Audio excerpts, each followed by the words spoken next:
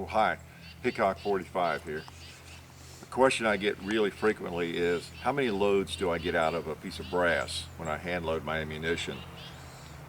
That's a good question, because if you have never hand loaded, that would be something you'd wonder about naturally. I would wonder, can you load it 5 times, 50 times, 30 times?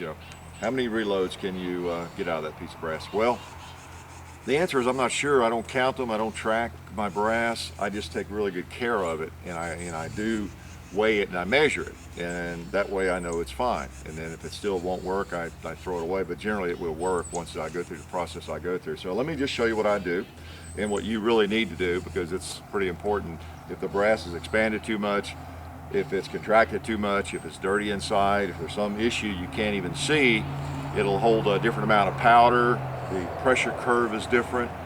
And I brought all this outside so you can see a little bit better in the natural light. But if I go through the process, I make sure the length is exactly right and the width is good. Oh, that one's a little bit off. Another one. It's real important to get the measurements right and the weight. The mouth, the head. Okay, that one qualified. And then what I do is, if it passes that muster, or that test, I go ahead and weigh it and see if it's exactly the right weight. And it looks like that one is going to make it. Okay. Yeah. All right, so that goes in the good bin. Then I get another one, and I do my measurements. It's important to spin it while you do the measurement, okay, just like that. And then you got to know the numbers. This is 10 millimeters, so I know what I'm looking for.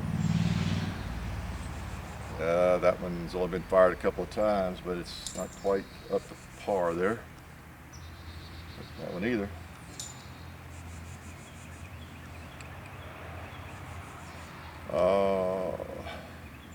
That one's good. That one's good. Looks pretty. That was too light. Well, anyway, you've got to check it. Got to check it carefully, because brass has to be perfect, and you don't want any kind of foul ups while you're actually shooting, whether it's a Glock or a Smith & Wesson or whatever you're firing it in. Very important stuff. But of course, April Fools. I don't do this with my brass. Some of you probably already know that. This was a joke, okay? What I do with my brass, and I've got to recover those I threw away. I'm sorry you're so gullible. You should know by now not to believe anything I tell you.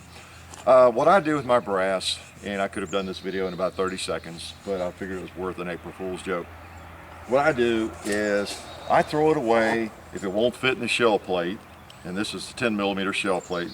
It's not on the press, but when you're loading the brass, you pick one up and it won't slide in there because it's gotten marred up so badly. And I think that might be after 20 loads, 30, who knows, just depending on how it's treated. 40 people stepped on it on the range or got run over, I don't know. But if it fits in the shell plate, it's probably good. And I don't see a split in the side. And I've got one like that. This is one that for some reason it has a split in the side. Okay, just a weak piece of brass. I doubt seriously that it's because it's been loaded 40 times. I don't think I've reloaded any of my 10 millimeter brass that many times. I haven't been reloading it that long, probably 6-7 years. So now that is one, when I see that, when I pick up my brass, I just toss it aside, of course, right? Or if I don't see it, and I'm reloading, I've got my brass clean, and I pick it up. I mean, you just notice that kind of thing. And I'll notice it when I set it on there probably, and I'll just toss it aside. If I should miss it somehow and actually get it loaded, I'll toss it out. Not a big deal. It happens so rarely, so rarely. And even if I didn't notice it, that would not damage the gun. I'm sure I've shot these before with a split on the side of it like that. Not a big deal, but I usually catch it.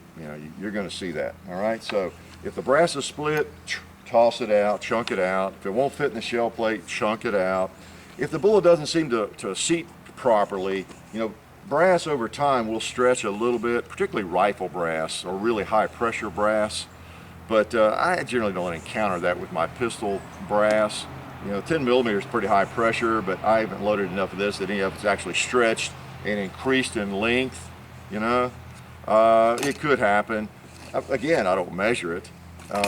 I'll notice when I set the bullet on, I'll notice when I seat the bullet, and if I started noticing with a lot of the brass, I might take some other measures there, no pun intended, but I just don't encounter that with pistol brass, okay? So if it's split, I toss it out, and if it won't fit in the shell plate, I toss it out. Otherwise, I load it. The pressures and the tolerances with pistols are generally not an issue, so that's all I have to say about that.